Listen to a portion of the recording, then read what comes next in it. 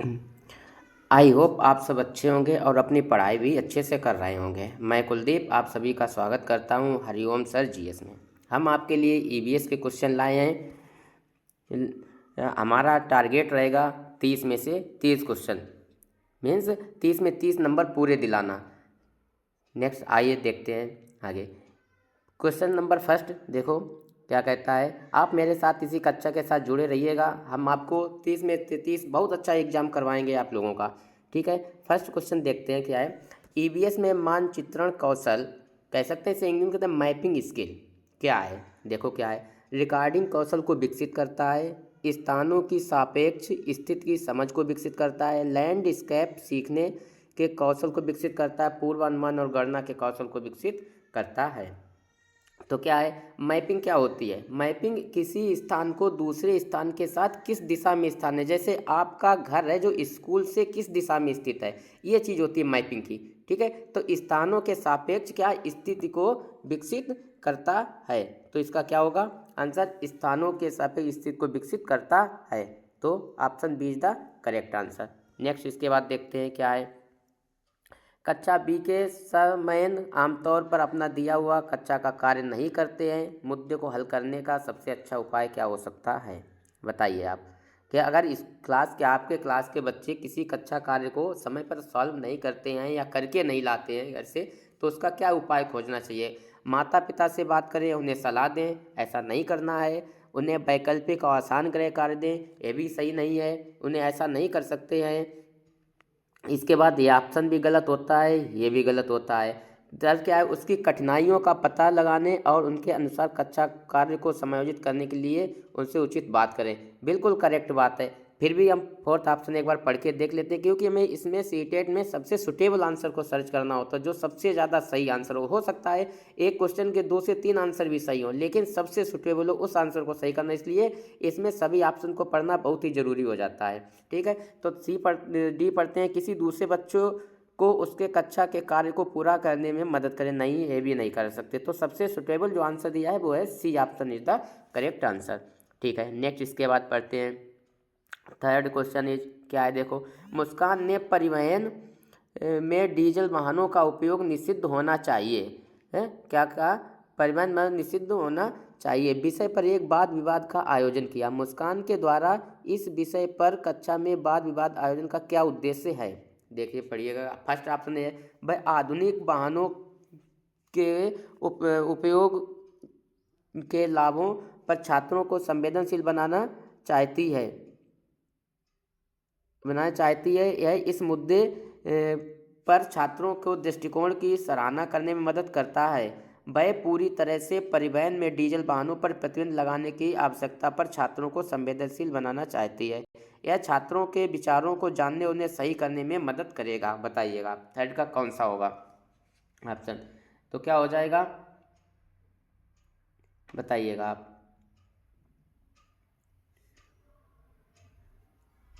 क्या हो जाएगा इसमें? हो जाएगा इस मुद्दे को, तो क्या है, आधुनिक वाहनों के उपयोग छात्रों को संवेदनशील बनाना चाहती है। यही क्या हो जाएगा बी, यह इस मुद्दे पर छात्रों के कई दृष्टिकोणों की सराहना करने में मदद करता है। तो क्या हो जाएगा फर्स्ट नहीं, second answer is the correct answer.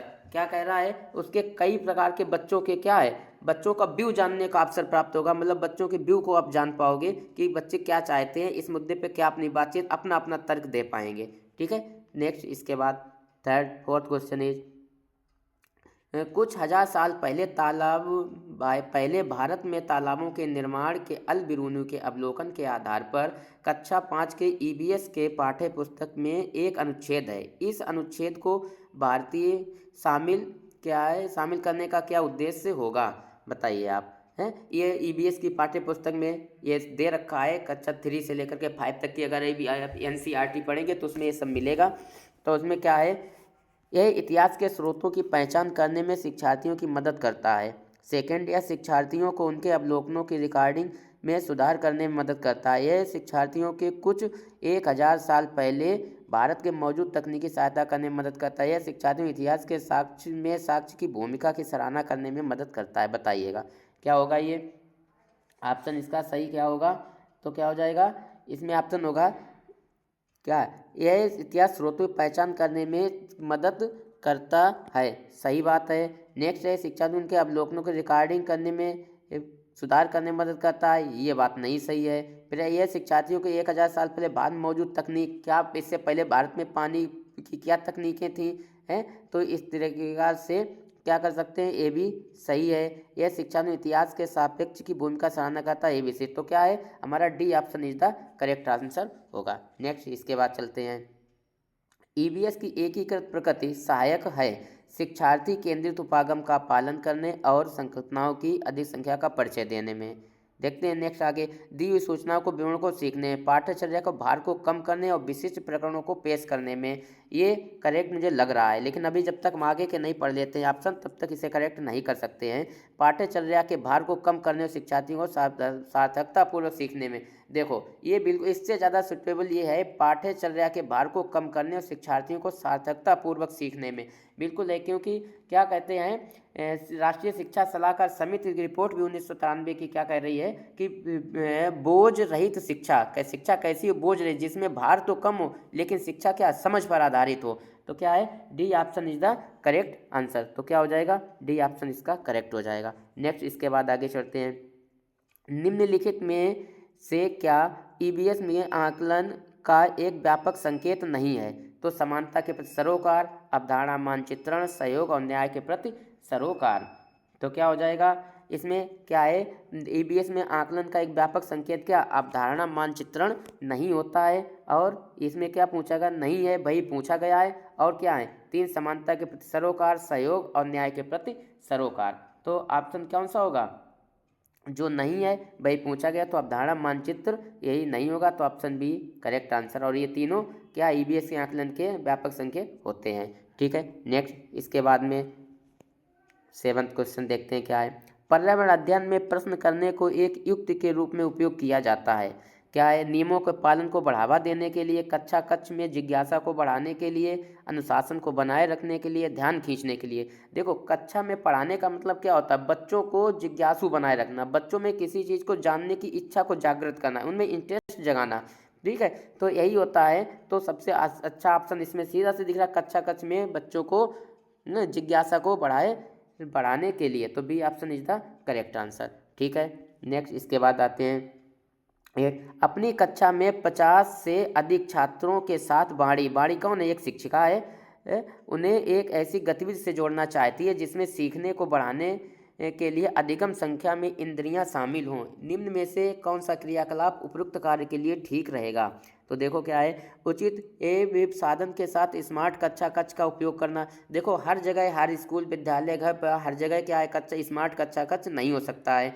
तो हमें बच्चों को कैसे सिखाना है, उनके पूर्व चीज़ों के साथ जोड़ना, जिनसे वो हमेशा कनेक्ट रहे हैं उनके साथ उन्हें ही सिखाना होता है, इसलिए ये ऑप्शन हमारा नहीं हो जाएगा। नज़दीक के स्थान के लिए भ्रमण, ये सबसे अच्छा हो सकता है, लेकिन आगे अभी और पढ़ते हैं। समुदाय के संदर्भ में व्यक्तियों को आमंत्रित करना है, समूह में चर्चा, लेकिन इससे समूह चर्चा अच्छा तो क्या है, हमें जब किसी चीज़ को लाइव दिखा सकते हैं तो हमें उस पर जाना चाहिए ना, फील्ड ट्रिप पे ले जाओ। तो सबसे बी ऑप्शन सबसे करेक्ट है, ये बिना पैसे का बिना खर्च किए ही क्या है नज़दीक के किसी भ्रमण करा दिया जाए, इससे अच्छा और ऑप्शन दूसरा क्या हो सकता है। बच्चों को क्या करो ईवीएस की कक्षा के लिए या ईवीएस सिखाने के लिए क्या करो, हम आपस क्या है कहाँ घुमा दो, उन्हें अपना भ्रमण करवा दो। ठीक है, नेक्स्ट इसके बाद क्या है, इकरा अपने शिक्षार्थियों को ईवीएस के समाचार पत्रों पत्रिकाओं को पढ़ने के लिए क्यों प्रोत्साहित करती है। फर्स्ट आंसर है ये शिक्षार्थियों के स्वतंत्र बनाने के में सहायता करते हैं, ये शिक्षार्थियों को प्रतिस्पर्धी बनाते हैं, ये मनोरंजन संसाधन उपलब्ध हैं, ये शिक्षार्थियों को उनके अपने संसार से जुड़ने में सहायता करते हैं। बिल्कुल सही बात, 4 option is the correct answer. आप लोग समझ रहे होंगे कि क्या है शिक्षार्थी के अपने संसार से, उनमें जब ईवीएस का कोई भी हम पुस्तक को पढ़ते हैं उसमें तो क्या है हमें अपने जहाँ हम लोग नहीं पहुँच सकते हैं उन चीज़ों की भी जानकारी प्राप्त करते हैं, तो क्या संसार से हमें जुड़ने का क्या अवसर प्राप्त होता है। ठीक, नेक्स्ट इसके बाद आते हैं, नीचे दिए गए कौन से राज्य में तोरंग का अर्थ जंगल होता है। बताइए, ये तो बहुत इजी क्वेश्चन है, ईवीएस की पुस्तक में है, एनसीईआरटी में सीधे सीधे तोरंग क्या कहते हैं, तोरंग मीन्स होता है जंगल, और ये जंगल कहाँ के लोग कहते हैं इसे है, तो तोरंग कहते हैं झारखंड के लोग, झारखंड के लोग जो हैं वो जंगल को क्या कहते हैं तोरंग कहते हैं। झारखंड के लोग जंगल को तोरांग कहते हैं। ठीक, नेक्स्ट इसके बाद आते हैं, और नेक्स्ट इसके बाद अगर आपको हमारी क्लास अच्छी लग रही हो तो इसे लाइक, सब्सक्राइब और शेयर भी करें। ठीक है, नेक्स्ट इसके बाद क्वेश्चन नंबर 11 क्या कह रहा है, निम्नलिखित में से कौन से कच्चे तेल पेट्रोलियम के उत्पादक हैं, बताइएगा आप लोग। कच्चे तेल और पेट्रोलियम के उत्पादक है, तो क्या हो जाएगा बताइएगा। तो इसमें सबसे ज़्यादा है क्या है, गुजरात और तमिलनाडु। तो सबसे कच्चे तेल के पेट्रोलियम उत्पादक कौन है, तो गुजरात और तमिलनाडु। तो first option is the correct answer. Next इसके बाद आते हैं, निम्नलिखित में से पक्षियों का वह समूह चुनिए जिसका प्रत्येक सदस्य हमारी तुलना में 4 गुनी अधिक दूरी की वस्तुओं को स्पष्ट देख सकने योग्य है, बताइएगा। मैंने बताया एक बार आप लोग ईवीएस की किताबें कक्षा 3 से लेकर के 5 तक की जरूर पढ़ लें, उसमें ये सारे क्वेश्चन बहुत आसानी से मिल जाएंगे, पूरे चैप्टर दिए गए, एक बार सही निगाह से पढ़ लें, आपको बहुत आसानी भी रहेगी बातें करने में। ठीक है, तो क्या है वो कौन सा है, तो कौन से होते हैं, वो होता है बाज, चील और गिद्ध। तो सीधा सा ऑप्शन बी में दे रखा है, बाज, चील और गिद्ध। ठीक है, नेक्स्ट इसके बाद चलते हैं। पोचमपल्ली भारत के दक्षिण राज्य का एक कस्बा है जो सुंदरता से डिजाइन की गई चमकदार रंगों की पोचमपल्ली झाड़ियों और विशेष प्रकार की बुनाई के लिए प्रसिद्ध है। यह कस्बा अब किस राज्य का भाग है, बताइएगा आप लोग। तो क्या है, अब ये किस राज्य का भाग है, इस समय पोचमपल्ली किस राज्य में पड़ता है, तेलंगाना। तो ये कहाँ है, तेलंगाना राज्य का एक भाग है। ठीक है, नेक्स्ट इसके बाद चलते आगे, निम्नलिखित में से खाद्य पदार्थों को समूह को चुनिए जिसके प्रत्येक सदस्य में लौह तत्व आयरन प्रचुर मात्रा में होता है। आप लोग इस तरीके से क्वेश्चन को जरूर पढ़िएगा, क्योंकि इस टाइप से क्वेश्चन जरूर, आयरन हो गया, विटामिन हो गए, मिनरल्स हो गए, इस प्रकार से क्वेश्चन जरूर पूछा जाता है।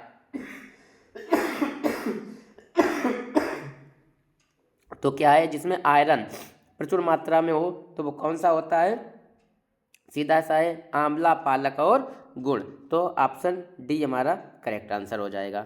ठीक, इसके बाद आगे चलते हैं, निम्नलिखित में से किसने मटर के पौधे के साथ प्रयोग किए और यह पाया कि मटर के पौधे में कुछ ऐसे लक्षण होते हैं जो जोड़ियों में पाए जाते हैं, जैसे चिकने या खुरदुरे, लंबे या बौने या पीले। ये आप लोगों ने बचपन से पढ़ते आ रहे होंगे, 5th 6th क्लास से स्टार्ट हो जाता था। तो कौन सा था, ग्रोगर जॉन मेंडल, इन्होंने इस पर प्रयोग किया था। ठीक है, तो क्या है, D option is the correct answer. Next इसके बाद आते हैं, नीचे दिए किस एक राज्य में के ग्रामीण लोग अपने ढालू छत वाले क्या लकड़ी के मकान मजबूत बांस के खंभों पर धरती से 3 से 3.5 मीटर की ऊंचाई पर बनाते हैं। तो सीधी सी बात है, जहाँ बरसात अधिक होगी और नीचे पानी भरेगा वहीं होगा, तो सीधी सी बात है कहाँ हो जाएगा, असम। असम के लोग क्या करते हैं, धरती से 3-3.5 मीटर की ऊंचाई पर बनाते हैं बांस। ठीक है, नेक्स्ट इसके बाद घर बनाते हैं। ठीक है, इसके बाद आते हैं, भारत के मानचित्र में दिल्ली की स्थिति के सापेक्ष गांधीनगर गुजरात की और पटना बिहार की दिशाएं क्रमशः हैं। अच्छा, पहले क्वेश्चन में बताया था, क्या पढ़े थे हम लोग, इसमें मानचित्र, और ये देखो मानचित्र से जुड़ा हुआ क्वेश्चन भी आ गया। ठीक है, तो यही है ना, ये किसी दिन हम लोग क्वेश्चन पूरे एक साथ सारे करवा देंगे इस टाइप के क्वेश्चन, वह मानचित्र लगा करके। ठीक है, तब तक लिए क्वेश्चन कर लेते हैं। भारत में मानचित्र दिल्ली और स्थित के सापेक्ष गांधी गुजरात की राजधानी और पटना बिहार राजधानी की दिशाएं क्रमशः क्या होंगी, तो कौन कौन सी होंगी, इसमें से क्यों दक्षिण पश्चिम और दक्षिण, मतलब 4th option is the correct answer. तो दक्षिण पश्चिम और दक्षिण पूर्व इसका आंसर होगा। नेक्स्ट इसके बाद, आप एक एकीकृत ईवीएस इंटीग्रेटेड ईवीएस कक्षा के लिए कैसे योजना बनाएंगे, विज्ञान और सामाजिक विज्ञान के लिए अलग अध्यापकों का प्रबंध करेंगे, पर्यावरण विज्ञान के लिए अलग अध्यापक का प्रबंध करेंगे, एक पाठ में 2 या अधिक विषयों क्षेत्रों को मिलाएंगे, अलग योजनाओं में सभी विषयों को अलग करेंगे। देखो, अब हमें अगर बच्चों को क्या है पाठ योजना बनानी है कक्षा के लिए, तो क्या कहें, विज्ञान और सामाजिक विज्ञान के लिए अलग अलग नहीं, ये ऐसा नहीं करेंगे ठीक है। पर्यावरण विज्ञान के लिए अलग अध्यापक का प्रबंध करेंगे, नहीं, ये भी नहीं। एक पाठ में 2 या अधिक विषयों के क्षेत्रों को मिलाकर, हाँ, क्या करना है, हमें बच्चों के पूर्व नॉलेज से नए नॉलेज को कनेक्ट करना होता है, ठीक है। उन्हें तो क्या है, हमें अगर उनके जो सब्जेक्ट की जानकारी वो रखते हैं, उस सब्जेक्ट की जानकारी के साथ अगर हम पर्यावरण को कनेक्ट कर दें तो इससे क्या है, वो आसानी से चीज़ों को समझ पाएंगे। तो क्या है, सभी विषयों को इसमें यदि ऑप्शन दिया अलग योजनाओं को सभी विषयों को अलग करें, नहीं, अलग नहीं करेंगे। क्या है, सी ऑप्शन, उन्हें क्या है, कनेक्ट करना है, उनके पूर्व विषय से या जो वो सीख चुके हैं उन चीज़ों से कनेक्ट करके ही बच्चों को आगे का सिखाना है। नेक्स्ट है, निम्नलिखित में से कौन सा एसएनसीईआरटी 2005 के अनुसार ईवीएस पाठ्यक्रम में सुझाए गए 6 विषयों थीम में से एक है। अच्छा, और ईवीएस में थीम दी गई हैं, तो थीम में कौन सी है, चीज़ें जो हम बनाते और करते हैं। डायरेक्ट वन लाइनर आंसर है कि यह थीम जो है वो कौन सी है, चीज़ें जो हम करते जो हम बनाते हैं और करते हैं। तो ये सीधा सा answer, first answer is the correct answer. ठीक, इसके बाद आते हैं उपाख्यान अभिलेखों, एनेक्डोटल रिकॉर्ड। ये इंग्लिश में याद रखिएगा क्योंकि हिंदी में कई बार बहुत सारी भाषाएं बदल बदल के आ जाती हैं, लेकिन एनेक्डोटल रिकॉर्ड जरूर, इसका इंग्लिश वर्जन आप जरूर एक बार देख लीजिएगा। क्या दर्ज नहीं करना चाहिए, मुख्य रूप से समस्याग्रस्त स्थितियों की पहचान करना, निर्णय वाले कथनों को लिखना, मजबूरियों और कमजोरियों की पहचान करना, बच्चों की रुचियों और संबंधों की पहचान करना। बताइएगा, थोड़ा छोटा करते हैं जिससे आप लोगों को पूरा क्वेश्चन दिखाई पड़े। बताइए, सोचिएगा जरा क्या होगा इसका। तो क्या हो जाएगा इसमें, तो मुख्य रूप से समस्याग्रस्त स्थितियों की पहचान करना, ठीक है। निर्णय वाले कथनों को लिखना, नहीं, निर्णय लिखना नहीं है, क्या करना है, उनके समस्या को समझना, मजबूरियों और कमजोरियों की पहचान करना, बिल्कुल ये सही बात है। बच्चों की रुचियों और संबंधों आदि की पहचान करना, बिल्कुल सही बात है। रुचियों तो जरूर बच्चे की पहचाननी है और जाननी है कि बच्चा क्या सीखना चाहता है, ठीक है। तो 2 निर्णय वाले, ये नहीं होगा। मुख्य रूप से समस्याग्रस्त, मुख्य रूप से नहीं, सभी की समस्या, जिसकी जैसी समस्या उसे उस हिसाब से उसका क्या करना है, निदान करना है। तो क्या हो जाएगा, क्वेश्चन नंबर सी और डी करेक्ट आंसर। तो कौन से डी में जा रहा है आंसर, करेक्ट, सी और डी हो जाएगा करेक्ट आंसर, ठीक है। नेक्स्ट, इसके बाद चलते हैं। स्मिता अपने शिक्षार्थियों को कार्य से संबंधित लैंगिक विषमता और रूढ़िवादी छवियों के प्रति संवेदनशील बनाना चाहती है। स्मिता को निम्नलिखित में से अपनी कक्षा में क्या करना चाहिए, केवल लड़कों के प्रति दिन कक्षा को साफ करने के लिए, नहीं, ऐसा नहीं, क्या लैंगिक विषमता है, लैंगिक समानता लानी है, लैंगिक विषमता को खत्म करना है, रूढ़िवादिता को खत्म करना है। तो अगर केवल लड़कों से साफ करवाएंगे तो लैंगिक विषमता और बढ़ेगी। एक छात्र की मां को कक्षा में आमंत्रित जो ऑटो चालक है, हो सकता है ये सही हो। रूढ़िवादी मॉडलों को छात्र में प्रस्तुत करें, नहीं, रूढ़िवादी मॉडल नहीं प्रस्तुत करने हैं। विभिन्न कार्यों को फ्लैश कार्ड, नहीं। जब सबसे अच्छा आंसर दिख रहा है कि एक छात्र की मां को कक्षा में आमंत्रित करें जो ऑटो रिक्शा चालक है, तो क्या है, ऑटो रिक्शा चालक, मतलब मोस्टली हम लोग जानते हैं या बताया जाता है कि कौन रिक्शा गाड़ी वाहन कौन चलाते हैं, पुरुष चलाते हैं। लेकिन इसमें क्या है, एक महिला है जो क्या चला रही है, ऑटो रिक्शा चला रही है। तो इससे क्या है, लैंगिक की एक कार्य पुरुष ही नहीं, क्या महिलाएं भी कर सकती हैं। तो इससे क्या है, लैंगिक रूढ़िवादिता खत्म होगी। तो क्या है, बी ऑप्शन सबसे, एक छात्र की माँ को कक्षा में आमंत्रित करें और जो ऑटो चालक है और दिखा दें कि ये क्या है, ये ऑटो भी देखो ये है चला। इससे क्या है, बच्चों में एक मानसिकता उत्पन्न होगी कि नहीं, जो पुरुष कर सकते हैं वो महिलाएं भी कर सकती हैं, मतलब जेंडर से कोई कनेक्शन नहीं होता है किसी कार्य का, ठीक है। तो B option is the correct answer. इसके बाद आते हैं, ये देख भाई, अगर आपको हमारी क्लास अच्छी लग रही हो तो एक बार चैनल को लाइक शेयर और सब्सक्राइब जरूर करें, ठीक है। नेक्स्ट क्वेश्चन नंबर 21 क्या दे रहा है, पुनीत ने अपनी कक्षा 5 के शिक्षार्थियों को मानव शरीर की एक रूपरेखा दी और उन्हें भोजन विषय पढ़ाने से पहले पाचन तंत्र को बनाने को कहा। पुनीत चाहता है, क्या चाहता है, देखो, अच्छे ड्राइंग कौशलों वालों शिक्षार्थियों की पहचान करना, पाचन की प्रक्रिया पर शिक्षार्थियों का मूल्यांकन करना, परीक्षण करना कि शिक्षार्थी नामांकित तारीख बना सकता है, और पाचन से संबंधित शिक्षा विचारों को प्राप्त करना। देखो, अच्छे ड्राइंग कौशलों वाले विद्यार्थी, देखो अच्छे ड्राइंग का हमें सभी बच्चों को शामिल करना है। तो अच्छे ड्राइंग कौशलों वाले, तो इसमें से जो अच्छा ड्राइंग नहीं कर पाते हैं वो तो छूट जाएंगे, तो इसलिए ऑप्शन नहीं हो सकता है।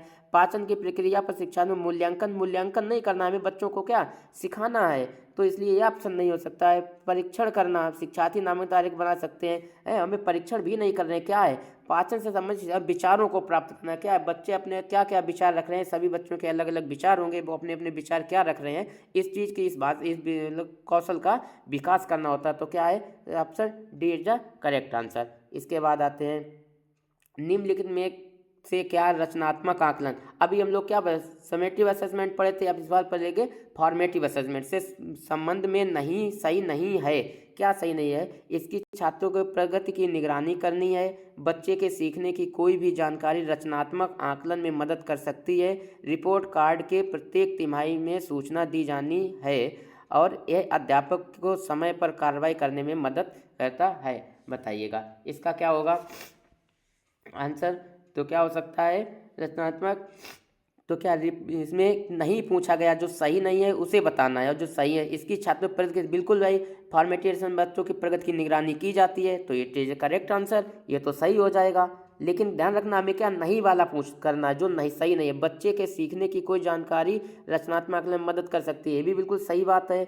और क्या ये बहुत डीप आते हैं, अध्यापक को समय को कार्रवाई करने में बिल्कुल बात है। अगर बच्चा कमज़ोर हो रहा है या बच्चे का होमवर्क नहीं कर रहा है या किसी इसमें ज़रूरत है, तो उसमें क्या है बच्चे की निगरानी में भी मदद करता है, अध्यापक समय कार्रवाई कर सकते हैं, तो ये भी सही है। तो क्या रिपोर्ट में प्रत्येक तिमाही सूचना, समय तिमाही में सूचना नहीं देनी है, बच्चों की प्रगति की जानकारी लेनी है, तो जो नहीं है वही सही आंसर होगा। तो C answer is the correct answer. आज के बस यही कितने 22 क्वेश्चंस थे। अगर आपको हमारी क्लास अच्छी लगे तो इसे लाइक सब्सक्राइब करें और हमें मोटिवेशन करें, जिससे हम आपके लिए और भी अच्छी लंबी 30-30 क्वेश्चन की क्लास लाएं और समय से आपका एग्जाम बेहतर से बेहतर करवाएं।